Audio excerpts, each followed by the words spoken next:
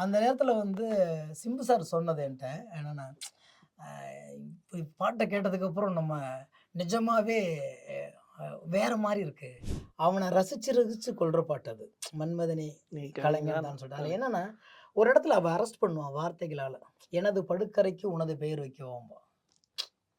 Not allowed other person inside. இது உனக்கான சாம்ராஜ்யம். வேற எவனும் வரவே முடியாது.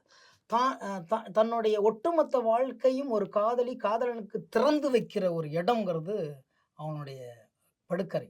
அந்த படுக்கறையில ஒருத்தன் வந்துறக்கூடாதுங்கிறதுனாலயே, எவனும் வந்து எட்டி கூட பாத்தனாலயே, அந்த படுக்கறைக்கு பேரு ஊருக்கு வைக்கலாம், பேரு இது சாலைக்கு வைக்கலாம், கட்டடத்துக்கு வைக்கலாம். ஒரு படுக்கறைக்கு பேர் வைக்கிறேன்னு சொல்லிட்டு அரெஸ்ட் பண்ணுவான் அந்த இடத்துட்ட. ம். எனது படுக்கறைக்கு உனது பெயர் வைக்கவா?